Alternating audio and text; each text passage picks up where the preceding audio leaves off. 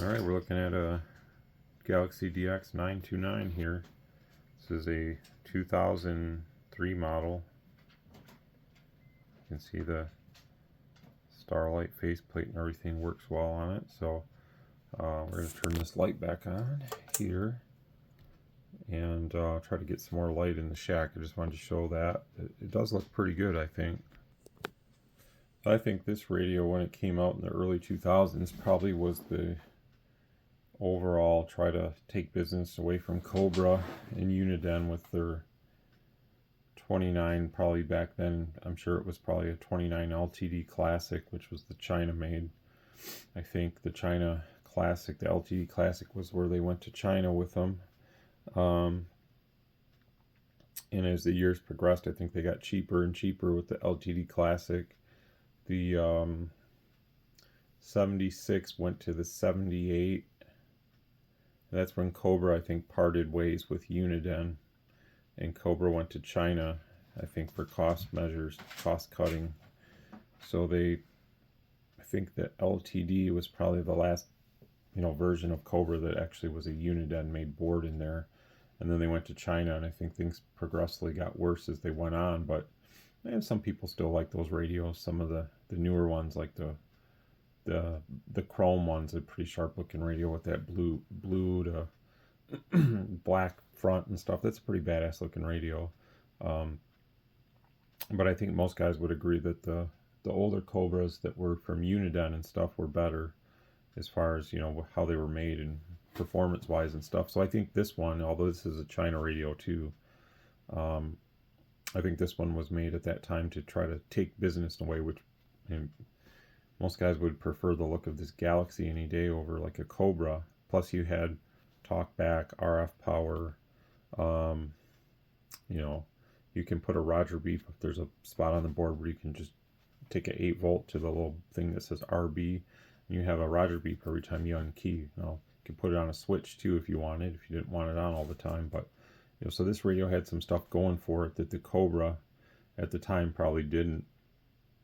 And this is just a CB radio. It's got an FCC ID on the back and everything, so it's what it is, It's not a radio for everybody, but it is a cool radio in its own right. And I think that Ranger, I think, is the company who made this board. This is definitely a Ranger board in there. As you can see, it's stamped Ranger. So I don't know if Ranger outsourced production in China to someone else, which happens a lot in the world of electronics. I mean, look at Cobra. They used Uniden for decades, and some of their best radios, I think, even when they said Dynascan and stuff, still, if you open them up, they got Uniden parts on the board. So I think for its time, Uniden was one of the most sought after companies, for making radios. And I don't know what happened. They lost customers. They lost Cobra. President went away. They lost that market in America when President kind of got kicked out of the U.S. for a while. And then Uniden kind of, I don't know. They still make some decent radios, but everything has gone to clicky channel selectors, where they don't have a mechanical like this, and just everything is based for cost now versus longevity. Even this radio was built good, I think, for its time. Early 2000s, I still think we could say this was a well-built radio. And this is, pre-MOSFET. So as you can see, I think it's a 2166 to a 1969. So, it's definitely one that would be better than the later version with the MOSFET. And other guys might not agree, because they would say, well, I like the blue, because they went to a blue meter with a blue LED in the channel selector, and they went MOSFET. And you could get more power out of those MOSFET radios, but does that mean that the radio actually works better or sounds better? I mean, it looks better on a power meter, but that's really where it kind of ends for me. And I'm not saying this is some like bodacious radio or anything like that, but it is a respectable little CB radio. And I have partially recapped the radios. You can probably tell there's some different higher quality capacitors in there. I didn't go too crazy with the filter caps, like really big ones or anything. I just kind of increased the voltage a little bit, but the capacitance pretty much stayed the same, because I just kind of used what I had around here to change some caps out in it. And I did notice that the transmit power and the audio slightly came up. Now again, this is a 2003, which is definitely made in China, but it's really clean. And you know, I don't know again if Ranger had their own manufacturing plant in China at that time, or if they outsourced it to somebody else. But if they did a good job on this radio. Now this was sold as a factory refurb when I bought it years ago, so something must have been wrong with it, which is kind of normal in a lot of cases. You hate to say that, but it's just kind of been the norm for a long time. And I can't really speak on what was wrong with it, because when I got it, it pretty much worked. But then as I was recapping it, and you can see some of the old caps there, as I was recapping it, I ran into a problem, and that problem was the radio wouldn't power back on. So I was thinking, well, what the hell's going on? Did I not solder something correctly on the board? And I'm looking around and everything looks good. So then I said, well, I'll start doing one of these things, kind of doing that, and nothing really happened. And got under the magnifying light again, was looking around and didn't really see anything. And then I started just pressing on the board. Actually, I wasn't even doing that. I was just kind of picking the radio up and looking over here and setting it down, and then it started turning on, and then it would turn off. So I started pinpointing it down to where if I pressed on the board here, it would turn on and it would key up, and it had power and modulation and receive and all that. So then I start looking, and I'm like, well, it's on the IC side.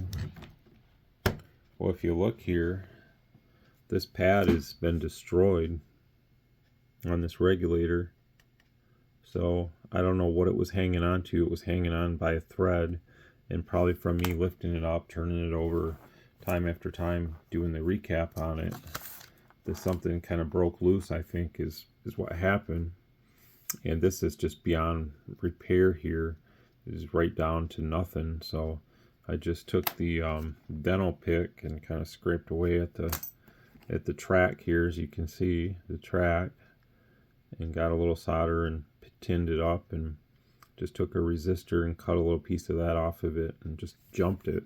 So now it works, and it's pretty solid. So I don't know how that happened, or if like somebody owned this before and they burned that regulator up. That 8-volt I think is what that is, and maybe just for whatever reason, when they sent it to Galaxy under warranty, because Galaxy did fix radios in-house in California, maybe Galaxy found it easier at that time just to replace the radio for that customer, and then they put this one off to the side and later got it going somewhat. But you know, over time, just think if this was probably in a vehicle, the same thing, it would be vibrating and stuff, and whatever, it just broke loose, and whatever was left hanging on by a thread just wasn't enough to do anything with. So that's what I found with it, but it's working.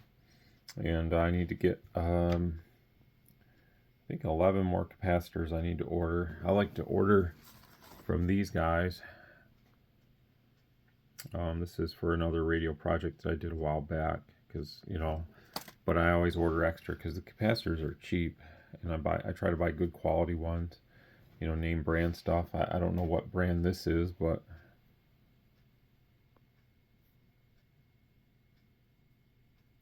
Gemcom or something.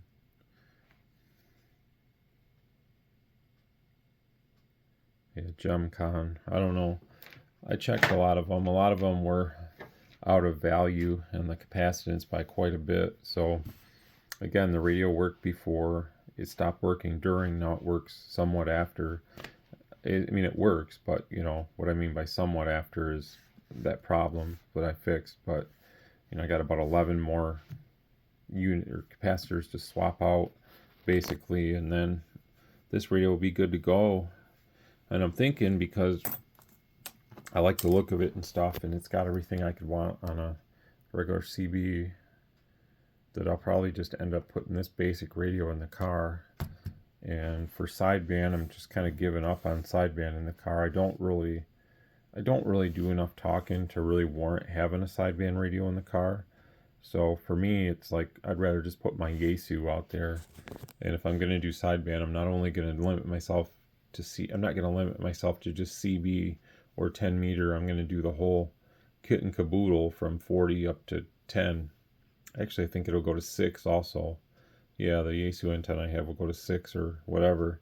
So I might as well just put that out there when I get the itch to do that. This will cover everything I want to do on CB for the AM stuff. And that's pretty much it, you know.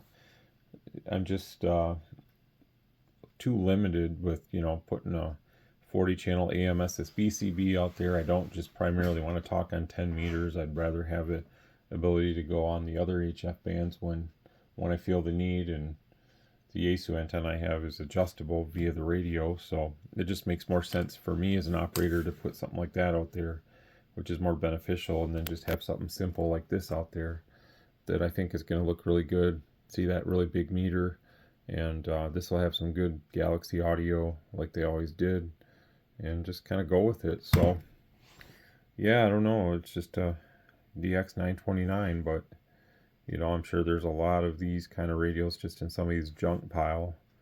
But this one is 100%. There's no mods or anything to it. And you can obviously put channels in it. There's information on CB tricks. I'm not going to do that. It does have a frequency counter jack on the back for one of those older style counters that plugs in. But again, why do you need a frequency counter on an AM CB radio? Why do you need one at all on a CB radio? I don't need one, but you know, it's just me. So there you have it. Galaxy DX929 73.